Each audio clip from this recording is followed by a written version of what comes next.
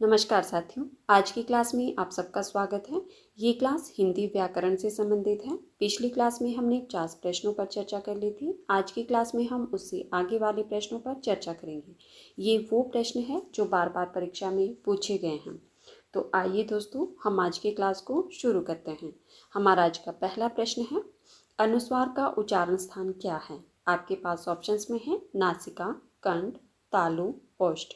तो इसका सही उत्तर होगा, बिल्कुल सही। इसका सही उत्तर होगा ऑप्शन नंबर ए, अनुस्वार का उच्चारण स्थान नासिका है। ठीक है, हमारा अगला प्रश्न है, अंधों में काना राजा लघुक्ति का अर्थ है। आपके पास ऑप्शंस में है अज्ञानियों में अल्पज्ञानी का सम्मान होना, अंधों का राजा होना, सबको एक समान देखना या मूर्ख होना। तो इसका सही उत्तर होगा, अंधों में काना राजा लघुक्ति का सही अर्थ इनमें से क्या होगा?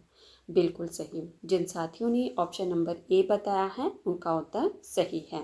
अज्ञानियों में अल्पज्ञानी का सम्मान होना। हमारा अगला प्रश्न है, नयन का सही संधि विच्छेद है। आपके पास ऑप्शंस में है नेधन अन, नयधन अन, नोधन अन या न धन यन। तो इसका सही उत्तर क्या होगा मेरे दोस्तों? नयन शब्द का सही संधि विच्छेद बताना है आपको। बिल्कुल सही। जिन साथियों ने ऑप्शन नंबर ए बताया है उनका उत्तर सही है, ने धन अन। हमारा अगला प्रश्न है, सुलोचना में कौन सा समास है? आपके पास ऑप्शंस में है कर्मधारय, बहुब्री, द्विगु या तत्पुरुष। तो बताइए इसका सही उत्तर क्या होगा? सुलोचना शब्द किस समास का उदाहरण है या सुलोचना शब्द में कौन सा समास है? बिल्कुल सही। जिन साथियों ने ऑप्शन नंबर बी बताया है उनका उत्तर सही है, सुलोचना शब्द में बहुव्रीहि समास है। हमारा अगला प्रश्न है, हाथ मलता रह जाना मुहावरे का अर्थ है। आपके पास मुहावरा दिया गया है हाथ मलता रह जाना। इसका सही अर्थ क्या होगा? आपके पास विकल्प है हाथ धोना, पछताना, दुखी होना या हार जाना। तो इसका सही उत्तर होगा, बिल्कुल सही। इसका सही उत्तर होगा ऑप्शन नंबर बी, पछताना। ठीक है, हमारा अगला प्रश्न है, अमृत का विलोम शब्द क्या है? आपके पास विकल्प में है विष, जल, सुधा, सोम। तो इसका सही उत्तर होगा, बताइए अमृत शब्द का विलोम शब्द क्या होगा? बिल्कुल सही। जिन साथियों ने ऑप्शन नंबर ए बताया है उनका उत्तर सही है, अमृत का विलोम होगा विष। हमारा अगला प्रश्न है, हर्ष का सही विलोम शब्द क्या है? आपके पास ऑप्शंस में है शोक, विषाद, दुख, नीरस। तो इसका सही उत्तर होगा, बिल्कुल सही। जिन साथियों ने ऑप्शन नंबर बी बताया है उनका उत्तर सही है, हर्ष का सही विलोम शब्द क्या होगा? विषाद। हमारा अगला प्रश्न है, दामिनी किसका पर्यायवाची शब्द है? आपके पास विकल्प में है वर्षा, बिजली, बादल, रात। तो इसका सही उत्तर होगा, बताइए दामिनी किसका पर्यायवाची शब्द है? बिल्कुल सही। जिन साथियों ने ऑप्शन नंबर बी बताया है उनका उत्तर सही है, दामिनी बिजली का पर्यायवाची शब्द है। हमारा अगला प्रश्न है, संस्कृत शब्द में कौन सा उपसर्ग है? आपके पास ऑप्शंस में है सम, सन, सह, स। तो इसका सही उत्तर होगा,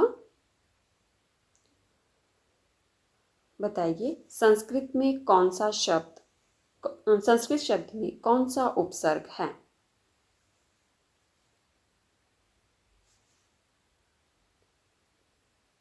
बताइए इसका सही उत्तर क्या होगा?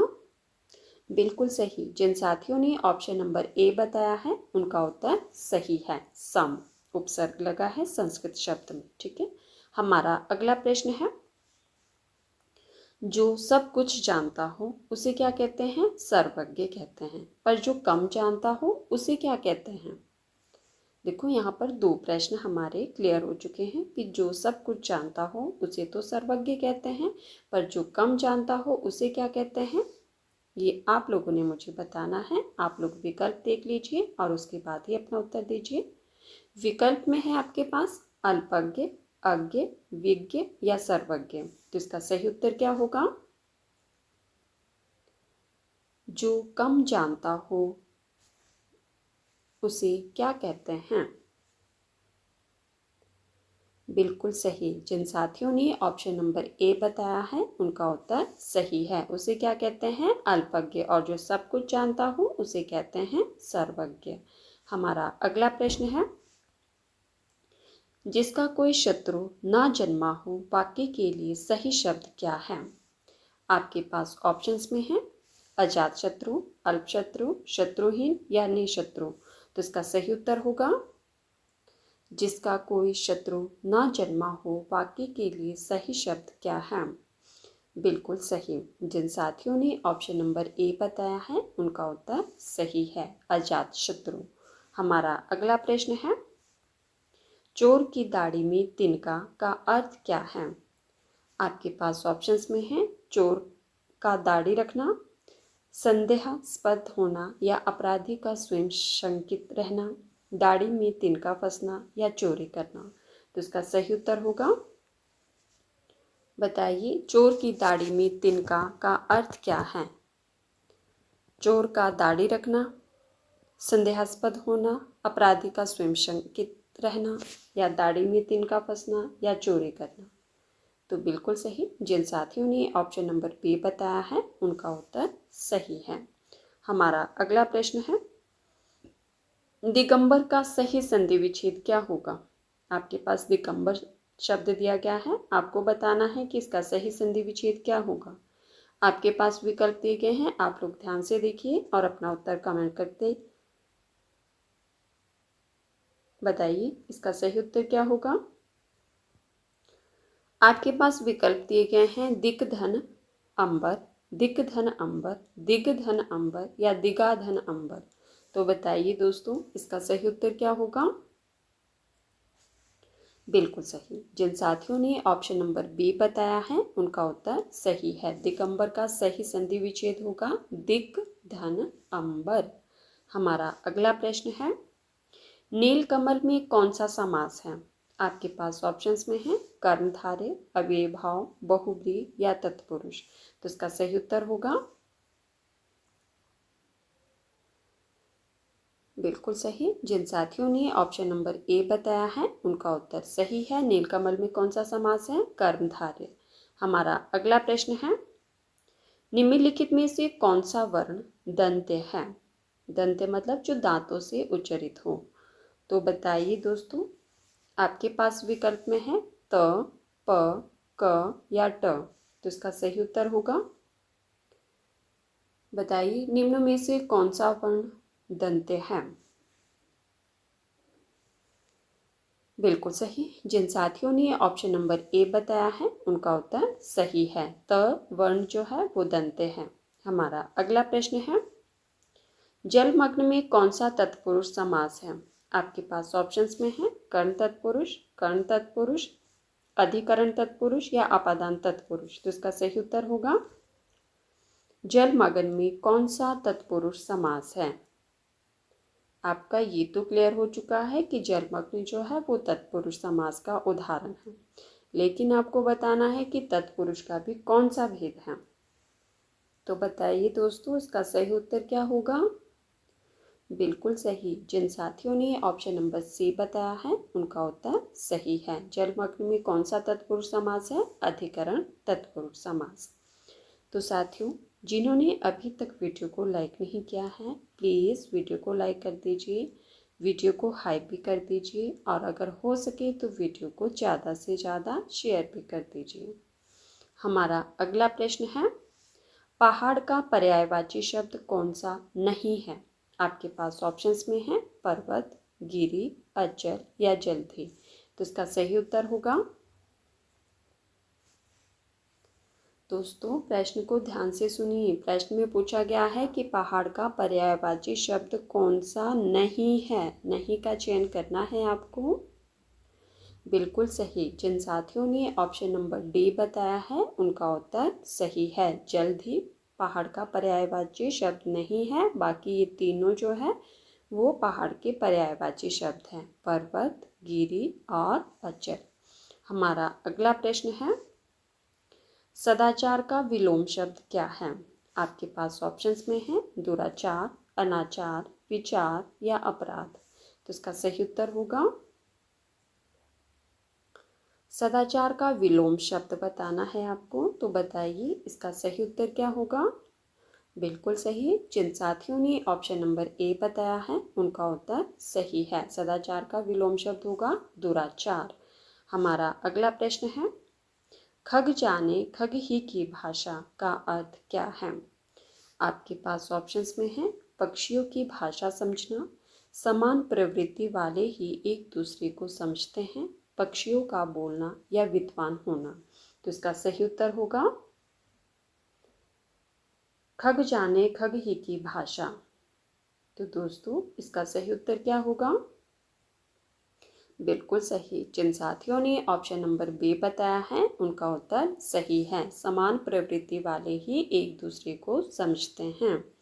हमारा अगला प्रश्न है, खग ही जाने खग की भाषा। तो समान प्रवृत्ति वाले ही एक दूसरे को समझते हैं। तो हमारा सही उत्तर हुआ ऑप्शन नंबर बी। अब हमारा अगला प्रश्न है कि नायक का सही संधि विच्छेद क्या होगा? आपके पास विकल्प दिए गए हैं, आप लोग ध्यान से देखिए और अपना उत्तर मुझे कमेंट करते कर दीजिए। तो बताइए, आपके पास जो विकल्प दिए गए हैं, विकल्प है ने धन अक, नय धन अक, नो धन अक या ना धन यक। तो इसका सही उत्तर होगा, नायक का सही संधि विच्छेद क्या होगा? बिल्कुल सही। जिन साथियों ने ऑप्शन नंबर बी बताया है उनका उत्तर सही है, ने धन अक। ठीक है, और ये बार बार परीक्षा में पूछा जाता है। तो दोस्तों ध्यान रखना, नयन शब्द भी और नायक शब्द भी दोनों का संधि विच्छेद बार बार परीक्षा में पूछा जाता है। तो आपने ध्यान रखना है कि नयन का क्या पढ़ा हमने और नायक का सही संधि विच्छेद हमने क्या पढ़ा। ठीक है, हमारा अगला प्रश्न है, वह आया और बैठ गया, इसमें और क्या है? आपके पास ऑप्शंस में है समुच्चय बोधक अव्यय, संबंध बोधक अव्यय, विस्मयादि बोधक अव्यय या क्रिया विशेषण। तो इसका सही उत्तर होगा, आपके पास वाक्य दिया गया है कि वह आया और बैठ गया। आपको बताना है कि इसमें जो और शब्द लगा है वह क्या है। तो बताइए दोस्तों इसका सही उत्तर क्या होगा? बिल्कुल सही। इसका सही उत्तर होगा ऑप्शन नंबर ए, और जो है वो समुच्चय बोधक अव्यय है। हमारा अगला प्रश्न है, साथियों जो पहली बार चैनल पर आए हैं वो चैनल को सब्सक्राइब करना, बेल आइकन को प्रेस करना ताकि आने वाली हर वीडियो की नोटिफिकेशन आप तक पहुंचे। ठीक है, और लास्ट में मुझे कमेंट करके ज़रूर बताना कि आज की क्लास में आपके कितने प्रश्न सही हुए। हमारा अगला प्रश्न है, सर्वनाम का प्रयोग किस स्थान पर होता है? आपके पास ऑप्शंस में है क्रिया के स्थान पर, संज्ञा के स्थान पर, विशेषण के स्थान पर या कारक के स्थान पर। तो बताइए इसका सही उत्तर क्या होगा? सर्वनाम का प्रयोग किस स्थान पर होता है? बिल्कुल सही। जिन साथियों ने ऑप्शन नंबर बी बताया है उनका उत्तर सही है, सर्वनाम का प्रयोग संज्ञा के स्थान पर होता है। हमारा अगला प्रश्न है, आंखों में धूल झोंकना मुहावरे का अर्थ है। आपके पास ऑप्शंस में है धोखा देना, धूल फेंकना, अंधा करना या आंख खराब करना। तो इसका सही उत्तर होगा, आंखों में धूल झोंकना मुहावरे का सही अर्थ क्या होगा? बिल्कुल सही। जिन साथियों ने ऑप्शन नंबर ए बताया है उनका उत्तर सही है, धोखा देना। हमारा अगला प्रश्न है, जंगम का सही विलोम शब्द क्या है? आपके पास ऑप्शंस में है स्थावर, अचल, चंचल या गतिमान। तो इसका सही उत्तर होगा,